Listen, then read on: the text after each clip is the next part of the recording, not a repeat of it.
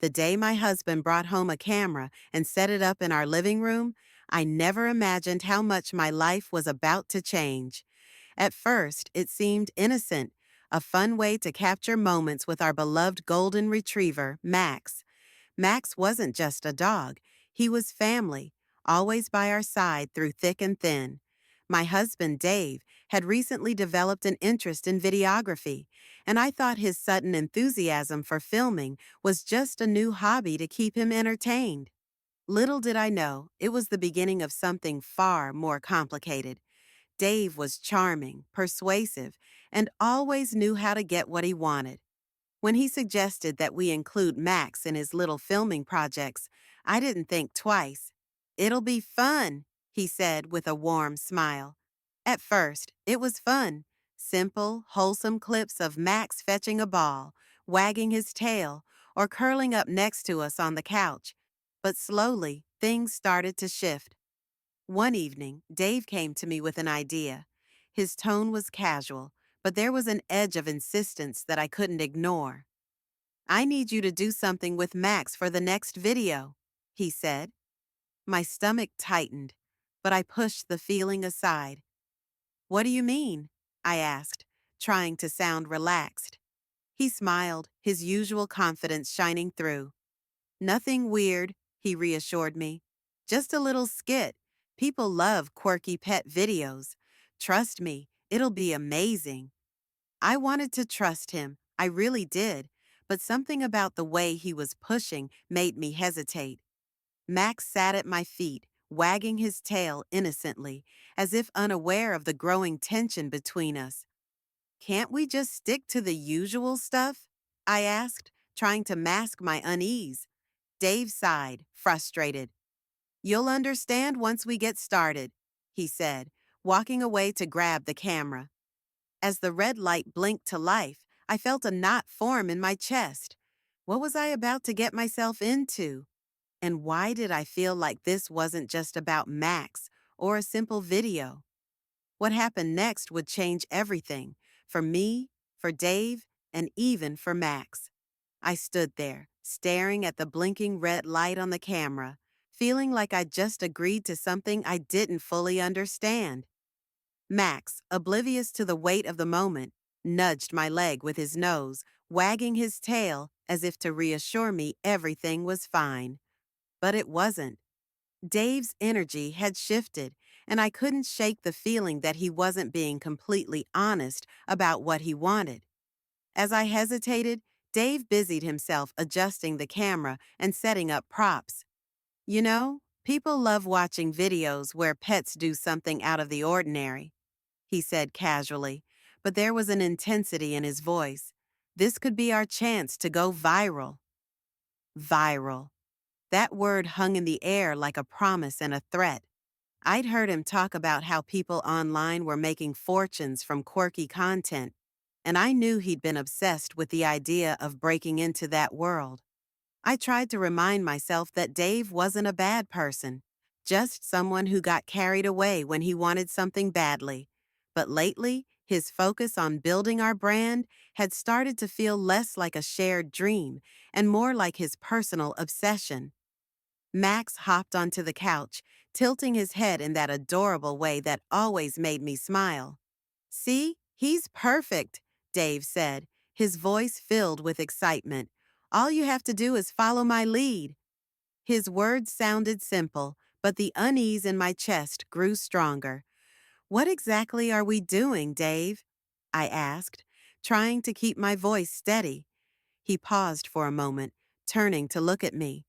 "Trust me, it'll be worth it," he said with a grin. But in his eyes, I caught a flicker of something I couldn't place, something that made me question everything I thought I knew about him.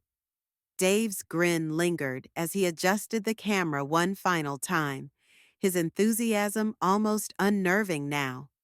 I sat on the couch next to Max, my fingers absent-mindedly running through his soft fur as I tried to make sense of my own unease. Dave had always been a dreamer, but lately his ideas felt less like dreams and more like schemes, rushed, desperate attempts to force something that didn't feel natural. Max rested his head on my lap, his warm, trusting eyes looking up at me. I envied his innocence.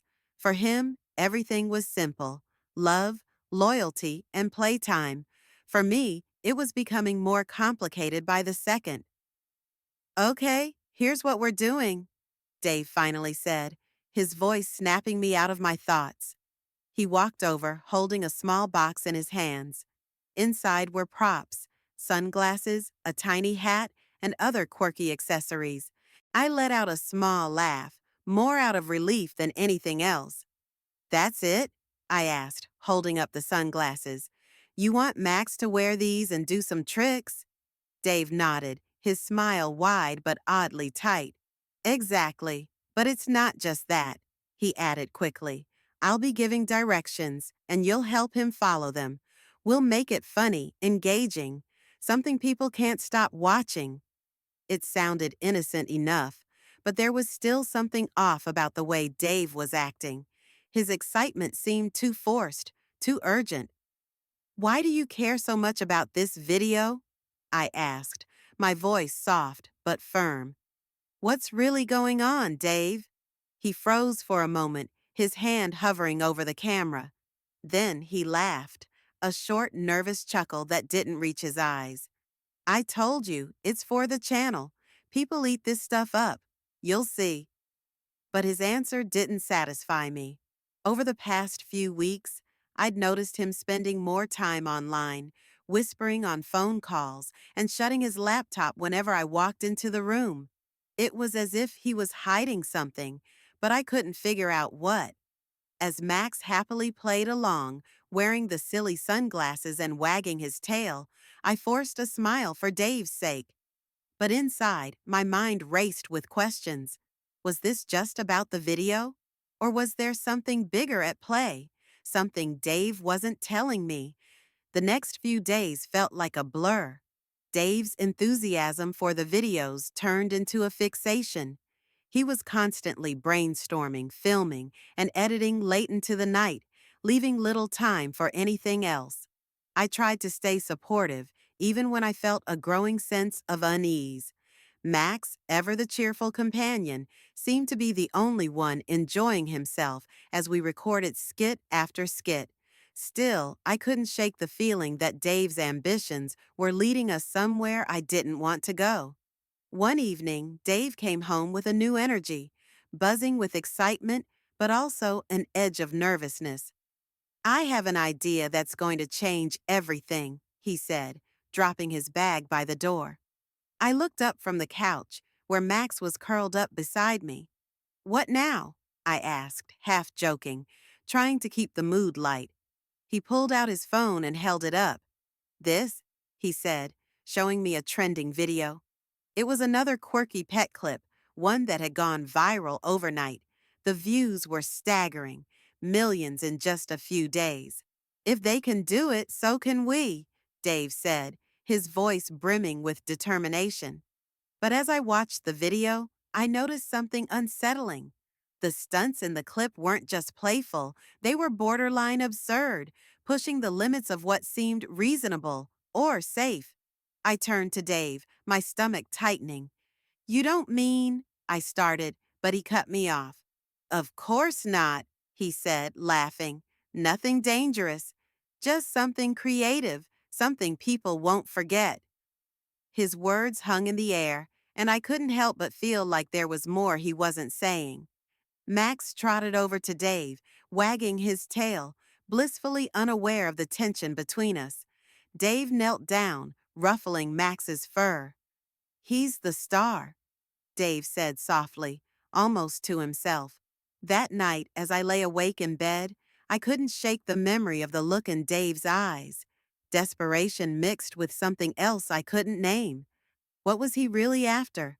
And how far was he willing to go to get it? The next morning, Dave announced that he had the perfect idea for our next video. He wouldn't tell me what it was, only that it would require all of us to step outside our comfort zones. As the camera started rolling, I realized this wasn't just another skit. This was something different, something that could change everything, for better or worse. As the camera's red light blinked to life again, I tried to ignore the sinking feeling in my chest. Dave was unusually quiet, his focus sharper than ever. He adjusted the camera angles with precision, muttering to himself about lighting and composition. Max sat patiently on the rug, his tail wagging as if this were just another game. But it didn't feel like a game to me, not anymore. Dave turned to me with an expression I couldn't quite read.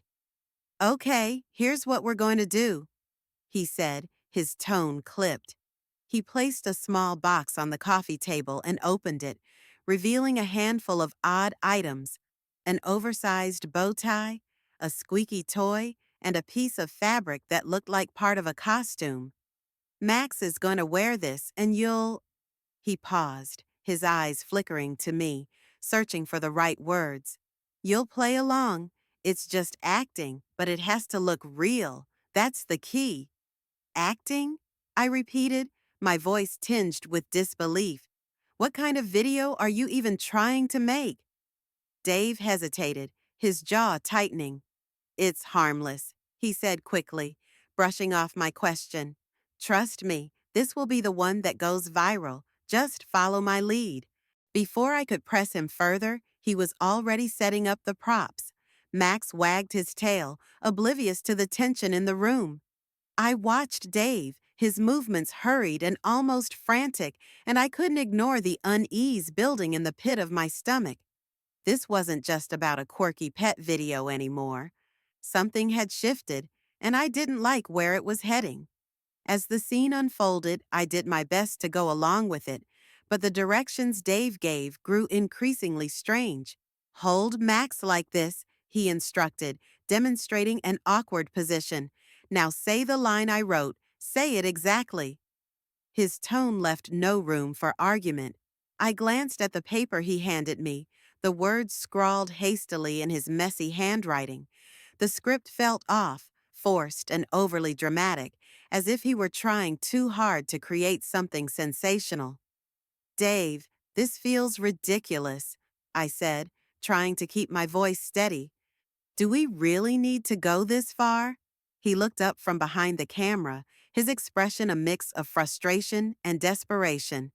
"Do you trust me or not?" he snapped, his voice louder than I'd ever heard it. Max flinched at the sudden outburst, and my heart sank.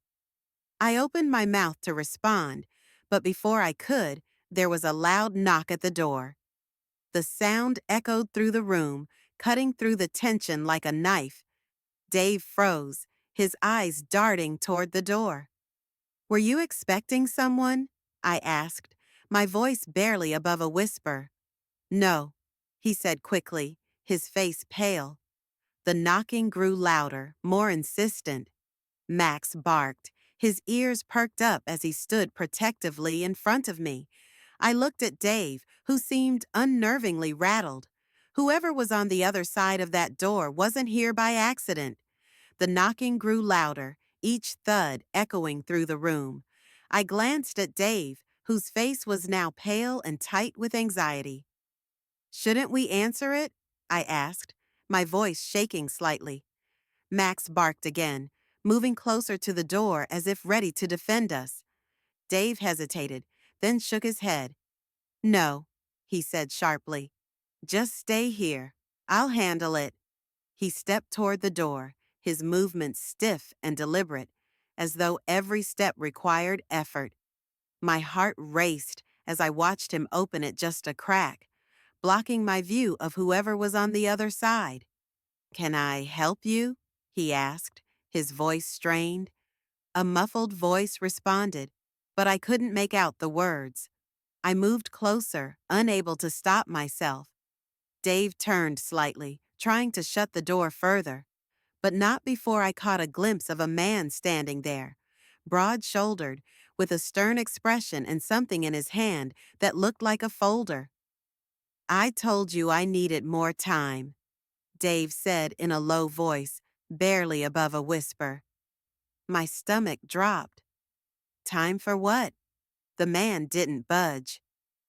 This isn't optional, he replied firmly. You've already missed 2 deadlines. If you don't deliver, you know what happens next. I froze, the pieces suddenly falling into place. This wasn't about the videos going viral. This was about something bigger, something Dave had kept hidden from me. What's going on, Dave? I demanded, stepping forward despite his protests. The man looked at me, his expression softening for a brief moment. Your husband owes us, he said bluntly, holding up the folder, and he thought these videos might be the ticket out of trouble. Trouble? I echoed, my voice rising. What kind of trouble? Dave turned to me, his face a mixture of shame and desperation. I thought I could fix it, he admitted. The debt, the pressure. I didn't want you to know. Before I could respond, Max barked sharply, drawing everyone's attention. In his mouth, he held the squeaky toy Dave had been so insistent on using in the video. The man's eyes flicked to it, and for a second, something unreadable passed over his face. Then he laughed, a short, bitter sound. You're lucky this time, he said, turning to leave. But remember, we'll be watching. As the door closed, I turned to Dave, my emotions a whirlwind of anger, betrayal, and relief. Max wagged his tail, oblivious to the storm that had just passed. And yet, as I looked into Dave's eyes, I couldn't shake the feeling that this wasn't over, not even close. As the door clicked shut, the silence in the room felt heavier than any argument we'd ever had. I stood there, staring at Dave, waiting for him to say something, anything, to explain the mess we'd just been dragged into.